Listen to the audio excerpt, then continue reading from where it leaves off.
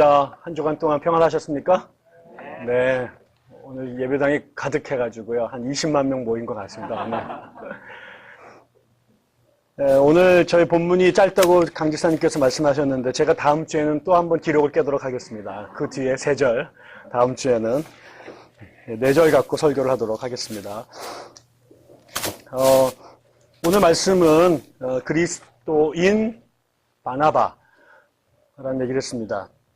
그 니코스 카잔차키스가 쓴 유명한 소설 제목이 그리스인 조르바라는 말이 있는데 유사품입니다. 여러분이 헷갈리지 마시고요. 저는 어느덧 예수를 믿은 지 40년 가까이가 된 것 같습니다. 제가 교회를 처음 나가던 날이 엊그제 같고 1년 됐을 때, 어느덧 10년 됐을 때, 야, 내가 교회를 10년이나 다녔구나, 라고 생각을 하고, 그 다음에 정신없이 막 인생을 살다가 어느 날 돌이켜보니까, 교회 다닌 지가 40년 가까이가 됐어요. 저는 여러분들은 어떻게 사시는지 모르겠습니다만, 저는 이제 직업이 목사고, 또 나머지 반 시간은 학교에서 신학생들을 가르치니까, 제가 사는 공간은 집, 신학교, 교회, 집, 신학교, 교회. 이게 제가 살아가는 그 루트입니다. 제가 눈 뜨고 만나는 24시간의 삶 중에서 거의 98% 사람들은 다 기독교 신자들이고요. 그냥 길거리 이렇게 이동하는 시간과 공간을 빼놓고는 제가 대부분 머물러 있는 거는, 저희 집은 100% 기독교인들이고요. 그 다음에 제가 있는 신학교도 100% 기독교인들이 모여있는 곳이고요. 여기도 다 기독교인들이 모여있는 것이죠. 그러니까 제가 세상 사람들하고 만날 수 있는 기회가 그렇게 많지가 않고요. 그래서 제가 그 예수 안 믿는 사람들과 가끔 만나는 일이라고 하는 게 거의 없고, 명절 때 우리 처가 식구들을 만나면은 거기에 남자 2명이 예수 안 믿는 사람들이 있는데, 무슨 말을 어떻게 해야 될지를 제가 참, 저같이 말이 많은 사람이 꾸어다는 버리장처럼 앉아있다가 텔레비 보고 밥 먹고 이렇게 오는 게 제 모습입니다. 그냥 하루 종일 이야기하는 게 성경이고 하나님 이야기고 또 기독교와 관련된 이야기, 교회와 관련된 이야기를 하고 사니까 그거 바깥의 이야기를 하게 되면 도대체 무슨 말을 해야 될지 잘 모르겠고, 또 내가 갖고 있는 전제가 공유되지 않는 사람들하고 이야기를 풀어가는 게 참 어렵다는 생각들을 하게 됩니다. 예, 그러면서 점점, 남들은 모두 다 저를 그리스도인이라고 부르는데, 그 그리스도인이라는 게 뭘까? 그리스도인이라는 것은 마치 내가 우리 어머니 아들이고 우리 딸들이 아빠인 것처럼 저에게 너무나 자연스러운 호칭인데요. 그러니까는 그거를 특별히 물어봐야 되거나 고민해 본 필요가 별로 없는 거죠. 내가 우리 엄마의 아들임에 대한 철학적 고민이나 실학적 고민을 해야 될 이유가 없는 것이고, 내가 우리 딸 아이들한테 내가 네 아빠인 것에 대하여 계속해서 되묻어야 될 이유도 별로 없는 거죠. 그냥 아들이고 아빠니까 그냥 그렇게 사는 거죠. 저에게는 그리스도인이라는 칭호가 그렇습니다. 어느덧 목사님이라고 하는 칭호가 그렇고 교수님이라는 칭호가 그렇습니다. 근데 어느 날 이렇게 문득 굉장히 제가 그리스도인이라는 것이 이렇게 객관화돼서 보여질 때가 있어요. 왜 그러냐면 밖에 있는 사람들이, 내 주변에 있는 사람들이 그리스도인에 대해서 이러쿵 혹은 저러쿵 이야기를 할 때, 그리스도인이 왜 저래 혹은 그리스도이니까 이렇게 얘기를 할 때 그냥 너무나 평범하고 익숙했던 제 모습이 이렇게 낯설게 느껴질 때가 있습니다. 여러분 그런 경험 혹시 없으세요? 사시다가 사는 게 너무나 당연한데 갑자기 이 세상이 갑자기 낯설어질 때가 있어요. 왜 내가 어떻게 하다 이 세상에 태어났지? 어떻게 이런 인간의 문명이 이렇게 이루어졌지?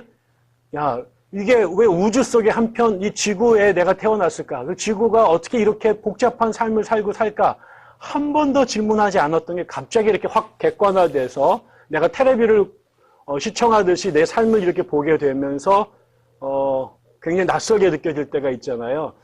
그게 이제 우리가 우리 자신에 대하여 철학적 고민을 하게 되고 신학적 고민을 하게 되는 그런 지점인데, 저에게도 문득 너무나 익숙한 예수쟁이, 그리스도인, 기독교 신자, 교회 다니는 사람이라고 하는 게 무슨 말인가가 아주 낯설면서 다시 묻게 될 경우가 있습니다. 그리고 많은 사람들이 또 그 대부분 그리스도인이라는 얘기를 할 때 그게 좋은 의미에서 하기보다 어떻게 예수 믿는 사람이 저 모양이야 라고 이렇게 비난을 던질 때 그러면 나는 저 사람하고 다른가? 라는 생각들을 하게 되는 거죠. 저도 왜 저 사람 때문에 우리 이 바닥에 대한 체면을 구기게 만들어? 왜 우리에게 망신을 줘? 그래서 저도 한참 이렇게 욕을 덩달아 하다가 문득 그럼 넌 달라? 뭐 이런 생각이 드는 거죠. 저에게는 개인적인 약간 신비 체험 같은 게 하나 있습니다. 그건 뭐냐면 제가 어릴 때 다닌 교회가 저에게 참 중요하고 뭐 지금도 저의 이렇게 영혼의 고향 같은 교회인데요. 제가 우리 목사님 참 좋아하고 우리 목사님한테 너무나 이렇게 영향을 많이 받아서 목사가 되겠다는 생각들을 했습니다. 그 교회 다니면서. 근데 좀 나이가 먹고 나니까 우리 교회가 부흥을 했어요. 그래서 굉장히 뜨거운 교회인데 부흥하다 보니까 이제 건물도 더 많이 져야 되고 이런 상황들이 벌어졌는데 그 교회가 가난한 교회였습니다. 가난한 교회인데 사람들이 늘었어요. 그래서 건물을 이전해야 되는데 이제 돈은 없고 근데 그렇게 되면서 우리 목사님이 교회를 더 크게 옮겨야겠다는 생각들을 하시게 되고 그것 때문에 굉장히 고민을 많이 하시고 애를 쓰셨는데 그렇게 되면서 우리 목사님의 설교가 조금씩 바뀌어지는 느낌들을 하게 됐어요. 그렇게 우리 목사님 정말 굉장히 은혜로우신 분이었거든요. 그리고 막 설교를 하시면 막 1시간 하실 때도 있고 1시간 반 하실 때도 있고 키도 저보다 요만큼 제가 머리 하나 저보다 작으신 분이 막 펑펑펑 뛰고 막 그러셨어요. 그런데 설교의 대부분이 어느 날부터인가 헌금을 내는 설교로 바뀌어지기 시작했고 나중에 교회가 부흥회를 하는데 부흥회에 오신 분들이 마지막에는 다 이제 결국은 모든 설교는 기승전 헌금, 기승전 헌금 이렇게 되는 거죠. 나중에는 이렇게 신장을 파셔가지고 헌금한 집사님 같은 분들 이렇게 막 간증 세우고 그래서 그럼 나도 들으면서 나도 신장 떼야 되나? 막 이런 생각이 들 정도로 그렇게 몰아갔어요. 그게 이제 저에게는 점점점 부담이 되고, 저게 교회는 아닌 것 같은데 왜 자꾸 저렇게 될까? 라는 생각들을 이제 하게 되면서 교회에 대한 갈등들이 이제 커지게 됐던 거죠. 그러면서 기독교라고 하는 게 뭘까? 우리가 교회를 다니는 이유가 뭘까? 라는 고민들을 끝없이 이제 시작하게 됐던 것 같습니다. 한때는 굳이 설명하지 않아도 우리 안에 기독교인이라고 하는 어떤 그 자의식이 있었는데 나중에는 저도 목사지만 뭐가 기독교인인지 교회가 뭐 하는 데인지 원래 예수님이 무슨 말씀을 하셨는지를 기억이 잘 안 나게 돼버린 거죠. 저는 이제 못된 버릇이 하나 있어서 이렇게 운전을 하다 보면은 우리 아내하고 이야기를 하잖아요. 그럼 막 이야기하다가 제가 이제 심취해집니다. 그래가지고 갑자기 내가 얘기를 하다가 어디로 가고 있는지 내가 왜 운전을 하고 있는지를 잊어버려가지고요. 그냥 가는 거야. 그러다가 여보 우리 지나왔어. 보면 저기 갔었어야 되는데 그냥 이런 일이 한두 번이 아니죠. 저도 이제 유학할 때 이렇게 그 미국 이렇게 엑싯 넘버가 있잖아요. 근데 분명히 엑싯 18에서 나가야 되는데 지나고 난 한 엑싯 20 정도 가고 있는 거죠. 근데 우리가 지금 어디 가고 있는지를 잊어버려가지고 그냥 한도 끝도 없이 가다가 뭐 뺑뺑 돌아온 적이 한두 번이 아닙니다. 저는 오늘날 한국의 교회가 하나님의 축복 가운데 굉장한 은혜로 크게 성장하고 많은 영향력을 끼쳤는데 정신없이 막 달려가다가 마치 제가 우리 아내와 대화에 심취해서 결국 어디를 가는지 목적을 잃어버리고 나가야 될 엑싯을 놓치고 그냥 고속도로를 달려가고 있는 것처럼 교회가 하나님 우리 교회를 세우신 목적이 있고 그 교회의 성도들을 불러 모으셔서 성령과 성경으로 빚어가시는 목적이 있었는데 어느 순간인가 이 목표와 의미를 순간적으로 까먹게 된 경우가 있는 거죠. 저는 오늘날 2016년 지점에 있는 한국 교회 안에 그런 모습들이 막 나타나기 시작을 했다고 생각합니다. 결국 교회가 우리가 그리스도인이 무엇인가, 예수께서 성경과 성령으로 우리를 어떤 사람으로 만들기를 원하셨는가라는 이야기들을 계속 되묻는 것이 우리에게 참 중요하다는 생각들이 들게 되고 지금은 우리가 뭔가 더 어떤 엄청난 일들을 하는 게 아니라 순간적으로 잊어버렸던 성경이 우리에게 말하는 교회의 모습, 성경이 우리에게 말했던 그리스도인의 모습이 무엇인지를 다시 정확하게 복원하는 것, 우리의 순간적으로 잃어버렸던 기억을 다시 되살리는 것, 이게 저는 되게 중요하다고 생각을 하는 거죠.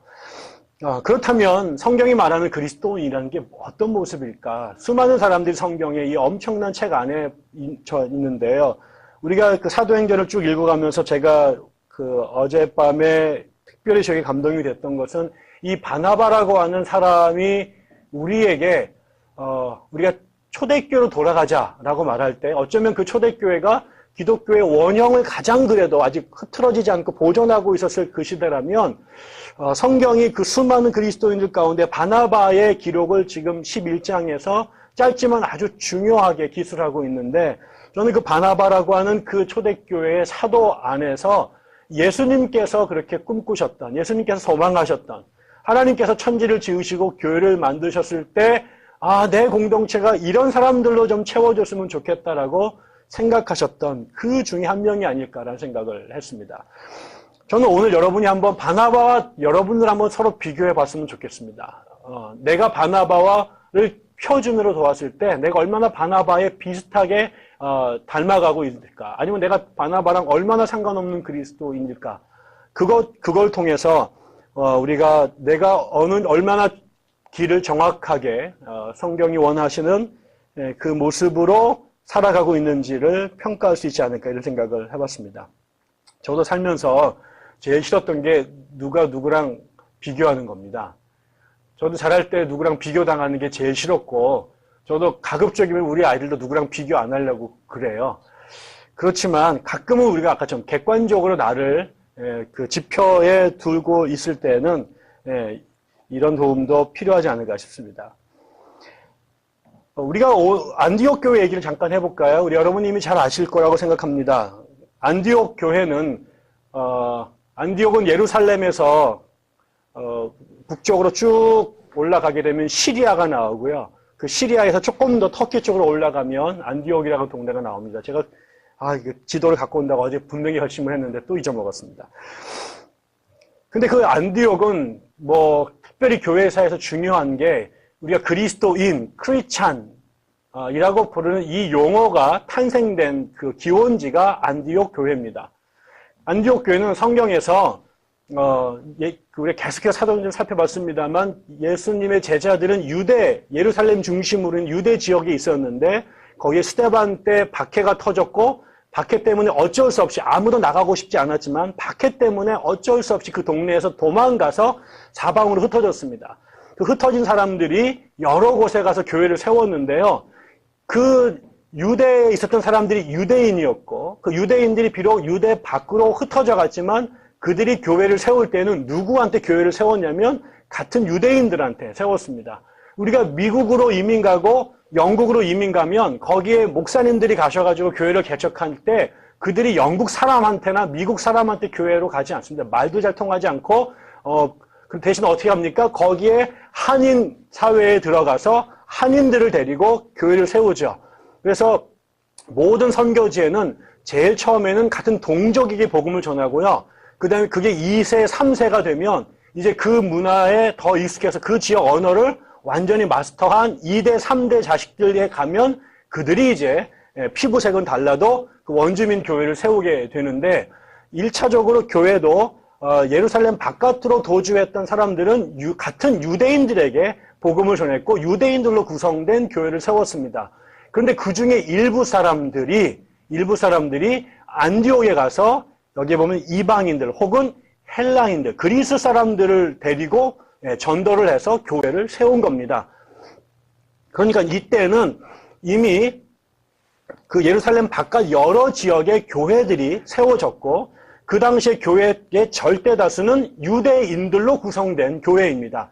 예루살렘 바깥에 있었지만 거기에는 예루살렘 출신 이민자들이 같은 유대인들의 해외 동포들이 주로 성원이 돼서 교회를 만들었는데 이 안디옥 교회만 거의 예외적으로 그 이스라엘 사람들이 아니라 그리스 사람들로 구성된 일종의 외국인 교회를 만든 겁니다.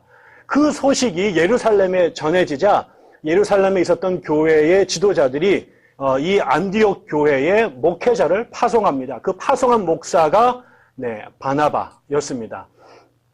바나바는 그 앞에 성경책에 별로 나오지 않고 사도행전 2장에서 성령이 오순절에 임해서 교회를 세웠을 때 자기의 밭을 팔아서 교회에 헌납했던 얘기가 잠깐 나오고 별로 나오지 않습니다. 그리고 그 이후에도요, 이 안디옥 교회 이후에도 바나바는 아주 드물게 한두 번 성경에 언급될 뿐 별로 나타나지 않습니다.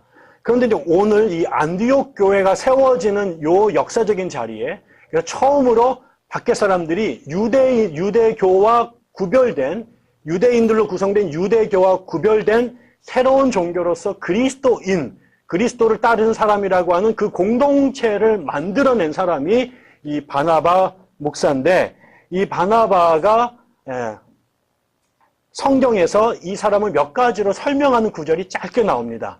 그러니까 다시 말하면 이 바나바는 새로 생긴 안디옥 교회에 파송받아서 목회를 했던 초대교회 지도자인데요. 뭐 그거야 다를 게 별로 없지 않아요. 다른 사람들도 다 그렇게 했어요. 그런데 유독 사도행전 11장에 바나바에 대하여 두 절에 걸쳐서 바나바가 이런 일을 했고 이런 사람이다라고 하는 평가가 실려 있습니다. 여러분 잠깐 보시면 11장에 23절, 24절에 이렇게 표현이 되어 있습니다. 여러분 같이 한번 읽어보실까요? 사도행전 11장 23절, 24절 한번 읽겠습니다. 시작. 그가 이르러 하나님의 은혜를 보고 기뻐하여 모든 사람에게 굳건한 마음으로 주와 함께 머물러 있으라 권하니 착한 사람이요 와 믿음이 충만한 사람이라. 아멘. 여기 23절과 24절에 보면 크게 네 가지 정도의 이야기가 나와 있습니다. 하나는 그가 안디옥에 가서 보니까 교회가 형성되어 있는데요. 그 교회를 보고 나서 그가 뭐라고 말했냐면 하나님의 은혜를 보고 기뻐하여 모든 사람에게 굳건한 마음으로 주와 함께 머물러 있으라 권했다. 이렇게 말합니다. 천지 창조를 끝낸 하나님이 그 창조 세계를 보고 심히 보시기에 좋았더라. 이런 표현을 했는데 지금 안디옥에 하나님이 세우신 교회를 예루살렘에서 달려가서 본 그 바나바의 첫 번째 감정이 이 안디옥 교회를 세우신 하나님의 은혜를 보고 기뻐했다. 이렇게 말합니다. 근데 여러분 한번 생각해 보세요. 우리가 그 앞에 부분에 계속 나타났던 일이 뭐냐면 유대인들은 이 교회가 이방인들에게 세워지는 것에 대해서 반대했습니다.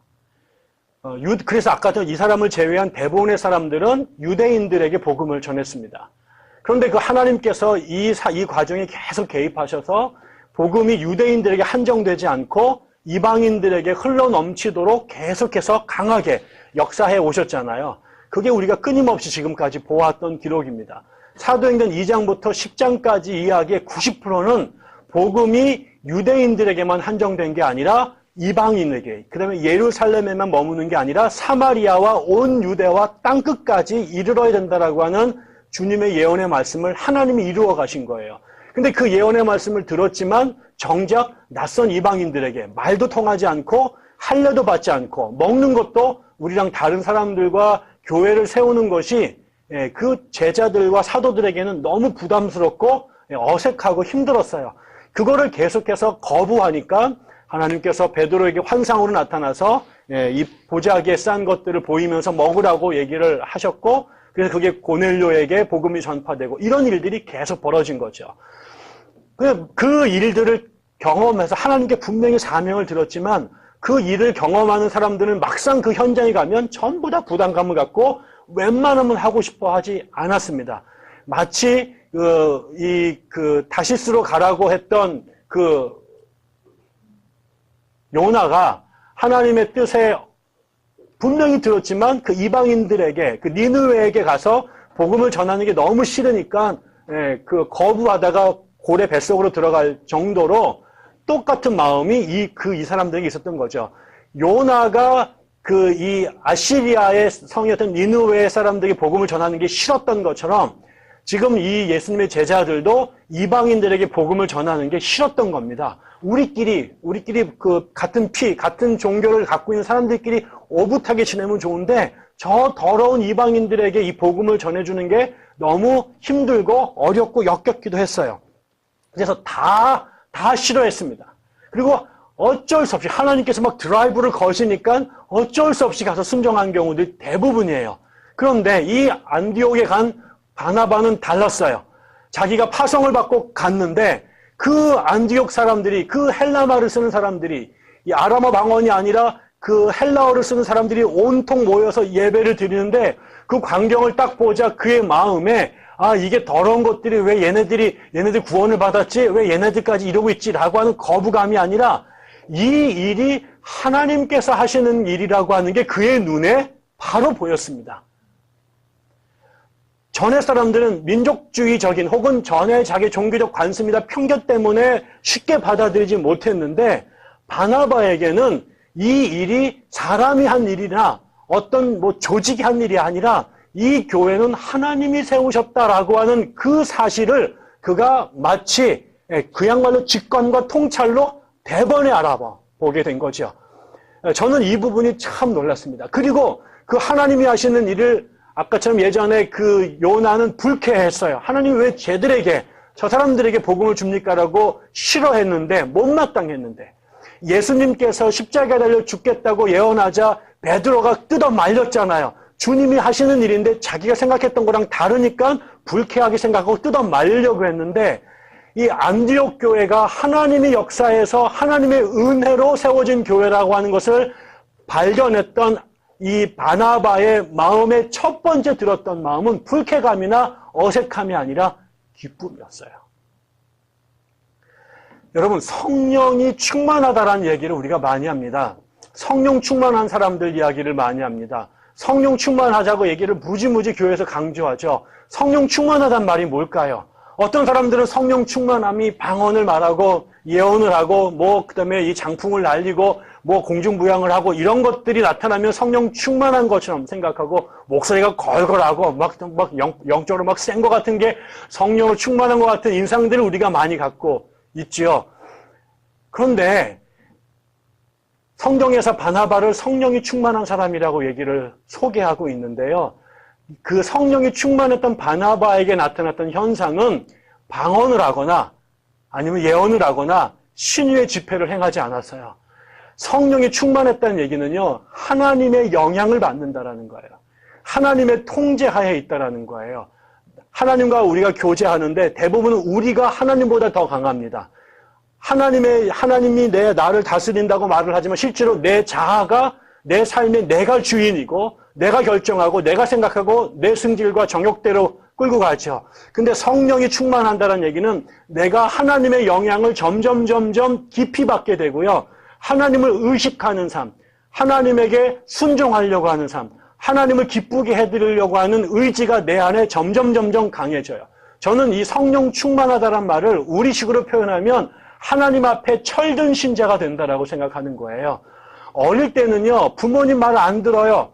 가끔 가다가 저도 이렇게 애를 키웠지만 이렇게 마트에 가가지고 가끔 가다가 막 승질이 날 때가 있어요. 이 꼬맹이들이 막 뭘 사달라고 막 띵깡을 부리면서 막 뒹구뒹구 구른 놈을 본 적이 있는데 정말 쫓아가가지고 정말 야구방망이한테 때리고 싶더라고요.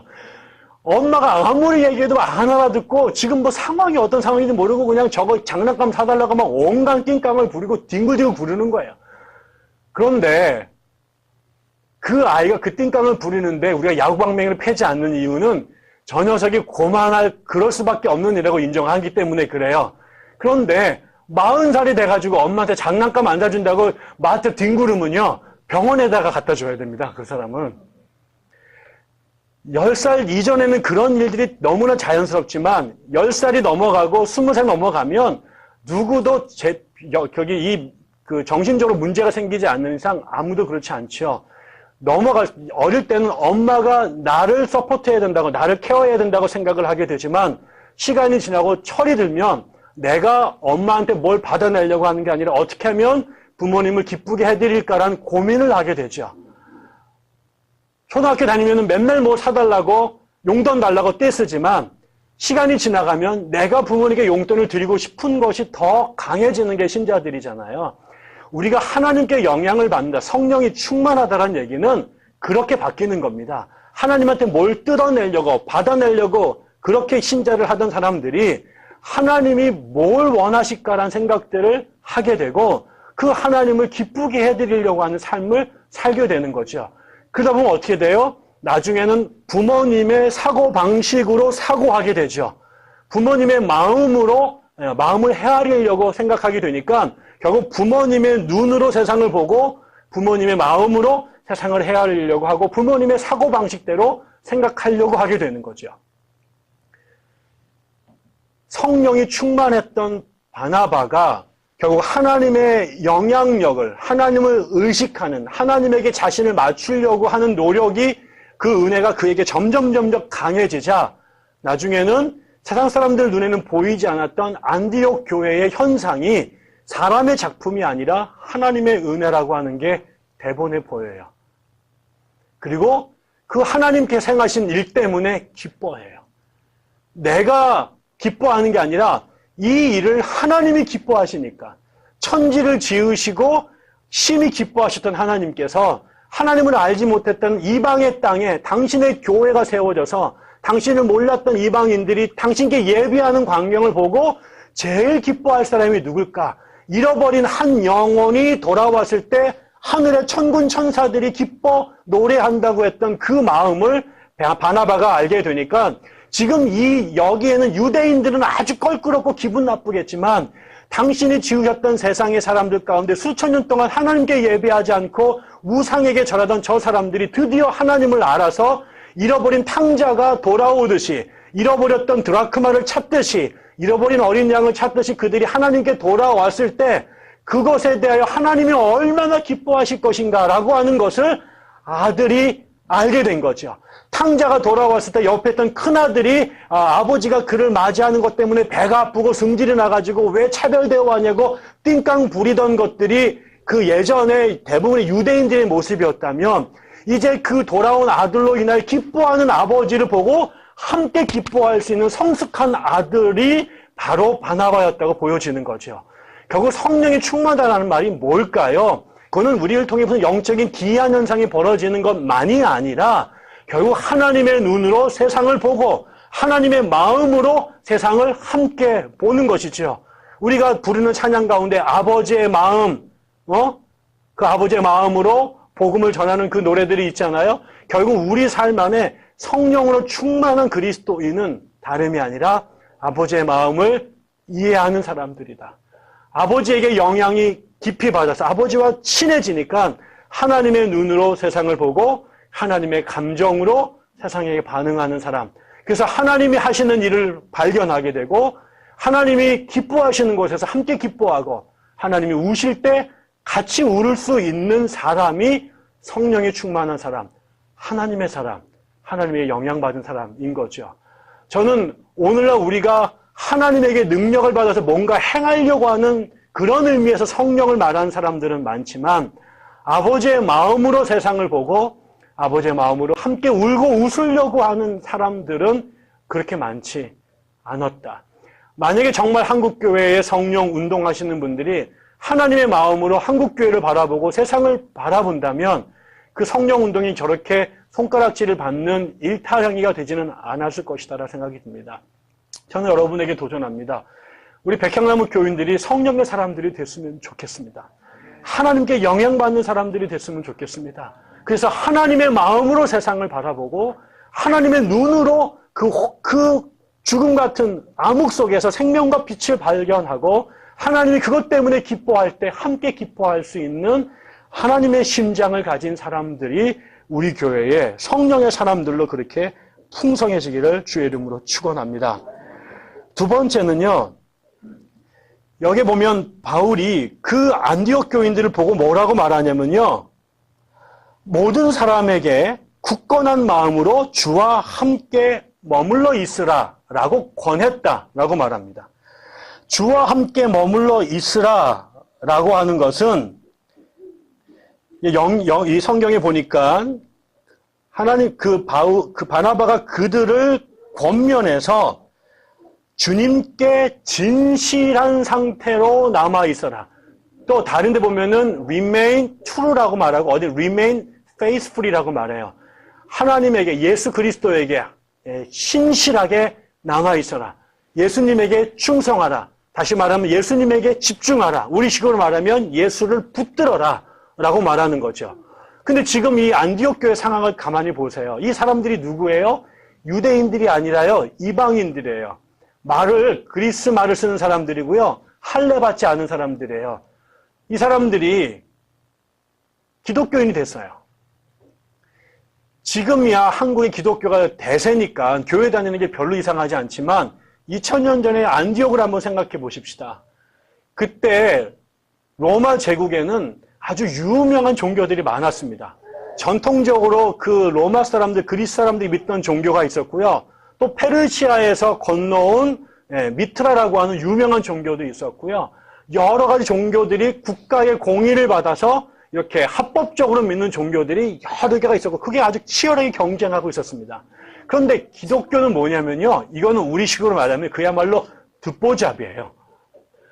이거는 난생 처음 어디서 생겨먹은 종교인지는 모르는 종교예요. 인터넷이 있어서 뭐 소개를 했겠습니까? 아니면 동아일보나 조선일보에다 광고를 했겠습니까? 생긴 지 얼마 안 됐고요.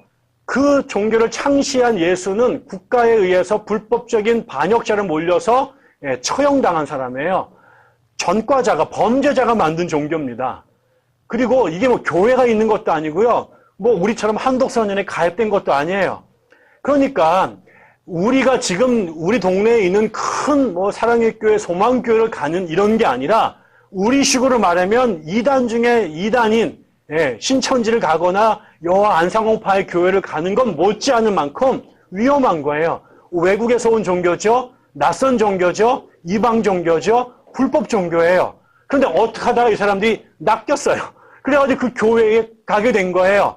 뭐 분명히 전도 받았을 때 경험도 있고 감동도 있고 깨달음도 있어서 오기로 왔는데 덜썩 교회를 다니기 시작하니까 무슨 일이 벌어졌을까요? 생각해 보세요. 여러분이 신천지 신자가 됐다.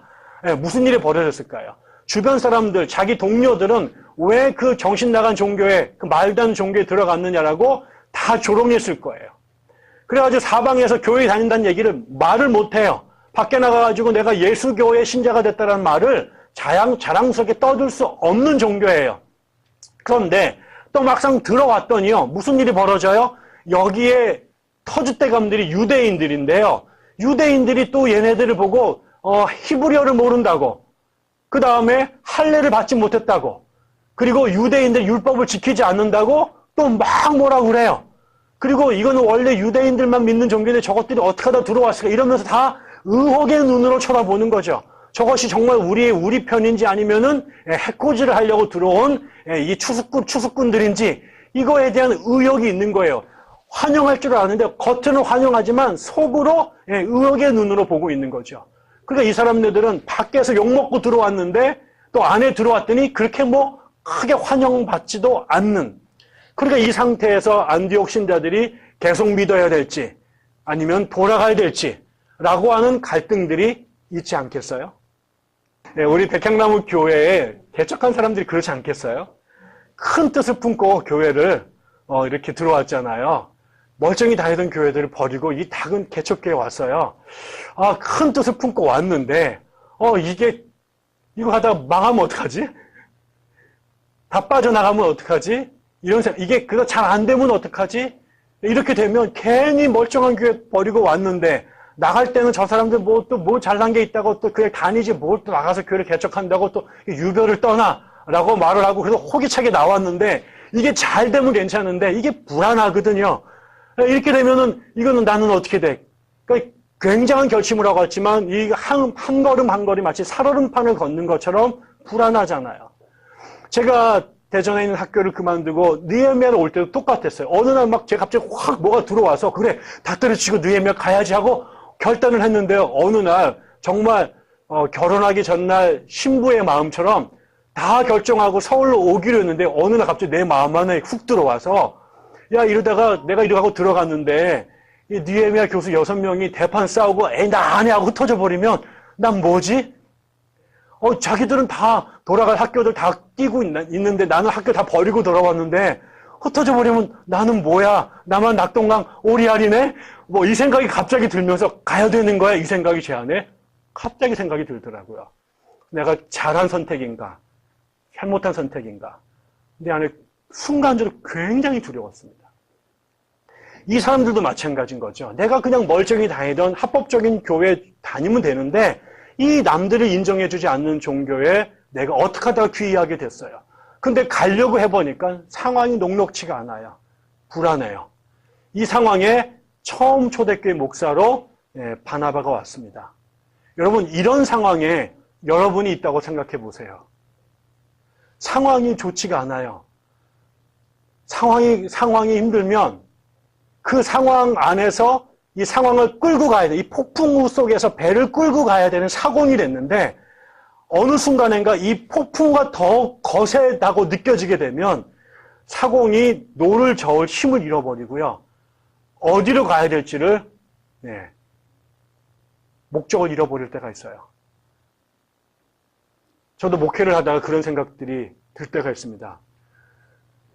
내가 이 사람들한테 복음을 전해야 되는데 이 상황에 처해 있는 사람이 너무 그 고통이 크게 되면 내가 기도할 힘을 잃어버리는 거예요. 한 번은 이런 적이 있습니다. 생각해 보십시다. 제가 몇 년 전에 인천에 살 때였습니다. 인천에 부평역에 내렸는데요. 한 아저씨가 술에 취해서 누구를 붙잡고 막 얘기를 하고 있는 거예요. 가봤더니 부평역에서 몸으로 이렇게 돈통을 끌고 다니면서 구걸하시는 거린이었어요. 그분이 이제 다리가 하체를 못 쓰니까 이렇게 엎드려가지고 몸으로 이렇게 밀면서 이제 구걸을 하고 있는데 한 아저씨가 술이 취하신 것 같아요.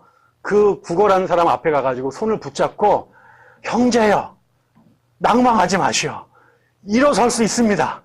일어날 수 있습니다. 라고 계속 그러고 있는 거예요. 근데 저는 목사잖아요. 근데 내가 그 이야기를 딱 보면서 저렇게 해가지고 일어나나?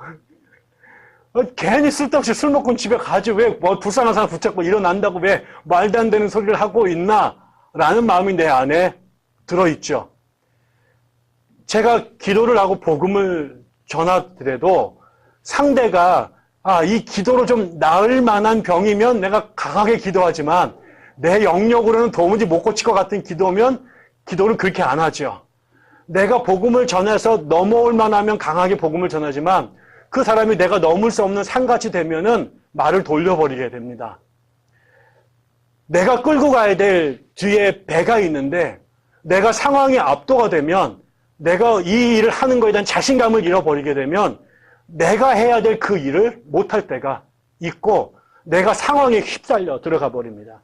사람을 구하기 위해서 물에 빠진 사람을 구하겠다고 뛰어들었는데 내가 그 사람보다 연약해 버리게 되면 그 사람을 구하다가 나도 같이 빨려들어서 물귀신이 돼버리게 되는 거죠. 이 안디옥 교회에 부임한 이 바나바의 상황이 그렇게 좋지가 않았습니다. 같이 영적 디프레션에 걸려서 같이 다운될 수도 있고 불안감에 있을 수도 있었는데